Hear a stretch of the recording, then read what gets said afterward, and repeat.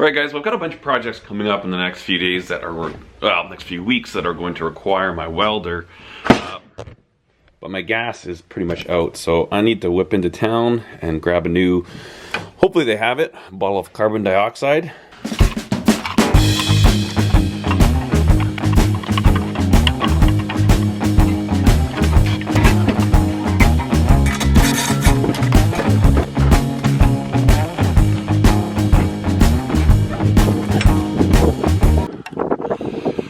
I also have to take in our wheels off our minivan to get some new tires put on, because we run studded winter tires in the wintertime and these aren't good for another summer. It is much cooler today than it has been lately. I'm gonna need to start a fire when I get back, because it's like just above freezing. It's just that annoying cold temperature where it's not cold but it's not warm. It's like right in the middle.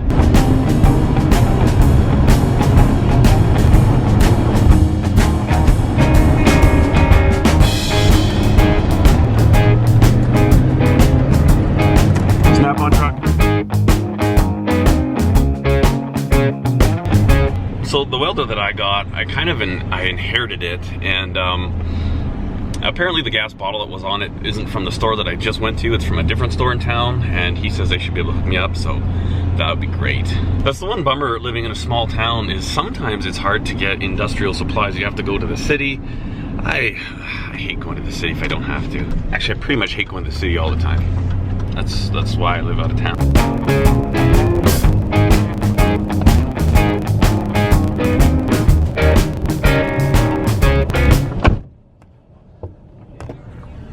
Okay, well, those are supposed to be ready this afternoon.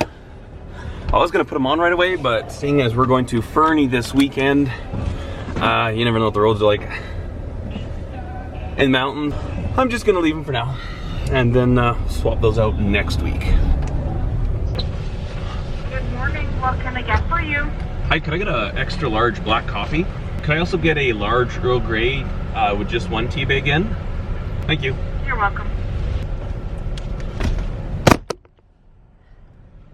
Whoops. Thank you. There you go. And there you go, dear. Have a great day. Thank you, too. Oh, that lid's not Oh, on, dear. I got her. didn't squish it. Sorry. Perfect. Thank you. Have a great day. Thank you, too.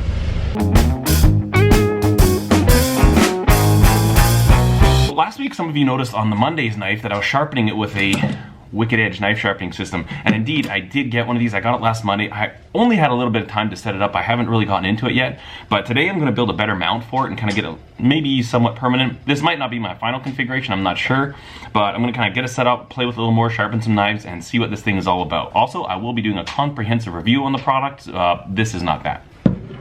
So this is solid maple. I'm just going to use this as the base for the sharpener for now. A lot of people use granite. I don't have any granite. I can't wait till I get granite. I'm going to do it with this, see if this works all right. If it does, I'll just leave it. If not, I'll get something better.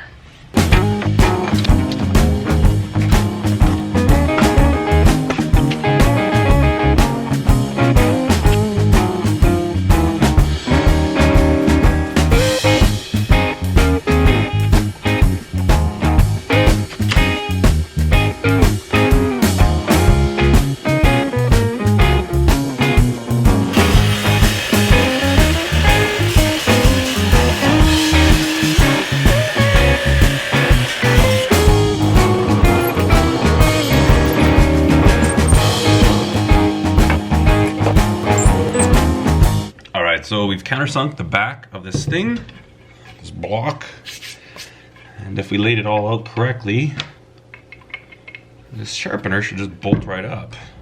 Also, you want to watch the depth that you countersink, because you don't want too much of that sticking up, but you want enough because the bottom of this plate, you see that those holes don't go all the way through, so you don't want to come all the way. Like, you just kind of want to be careful with it. So a little bit of careful measuring will help you out in this stage. Boom. This.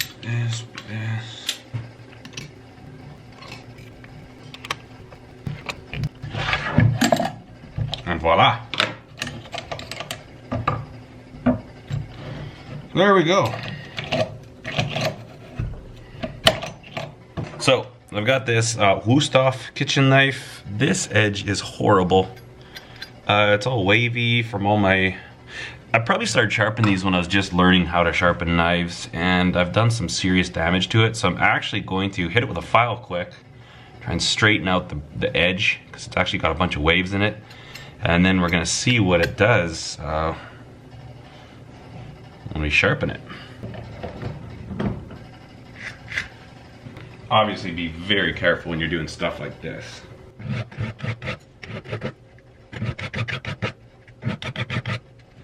Well, it's not perfect, but it'll do. I think what I'll probably end up doing is probably take this to the grinder and like reprofile the whole thing. I don't know. Having said that, when I kind of look at it, it almost seems like this knife is just pretty much done. But so they give you this little doohickey here, and you kind of put this inside of these two holes, and that supports the blade. And then all you do is lock it down like so. Pull this out. Now we're ready to start sharpening.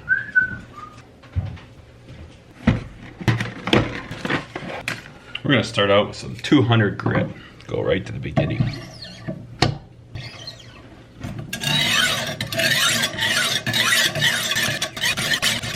You know what, I need to clamp this thing down. I'll do better if it's clamped down. Obviously I'm gonna make a proper mount for this thing, I think. But I'm just kind of too anxious to get on it and see what it does.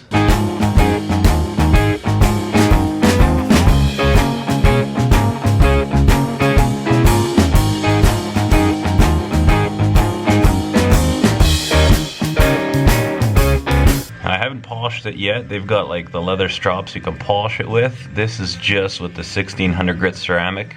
I'm not gonna go higher than this on this blade just because of the fact that I need to reprofile it. But let's see how sharp it is.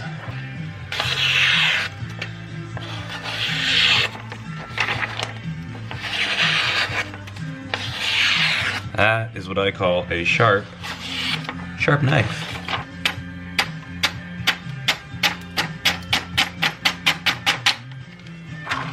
Paper salad. I don't have hairy arms to begin with, but ever since I started making knives, I mean, what little hair I had is gone. That is totally cool. Like, my goodness gracious. Oh, I like it.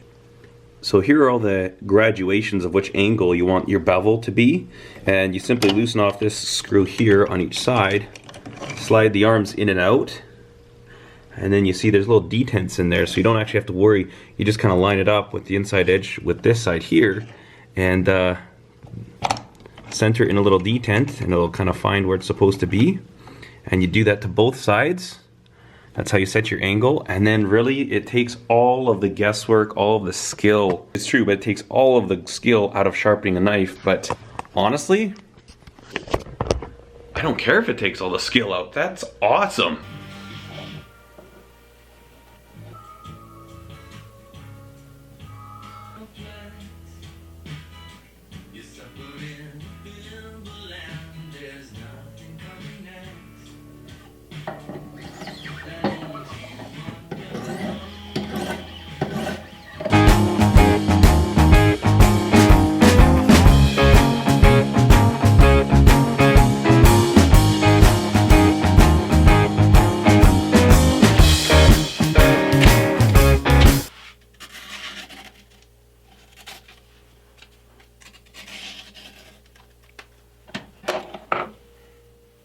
Everyone loves the paper test when you sharpen your knife to see if it cuts paper.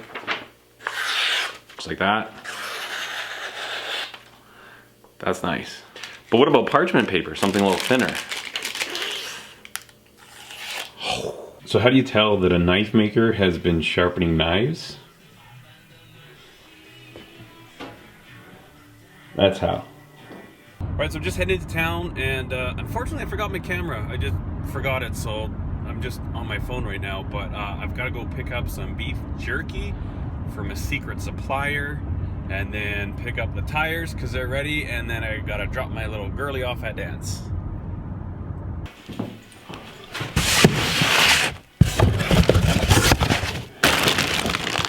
That is what you call beef jerky. Gosh.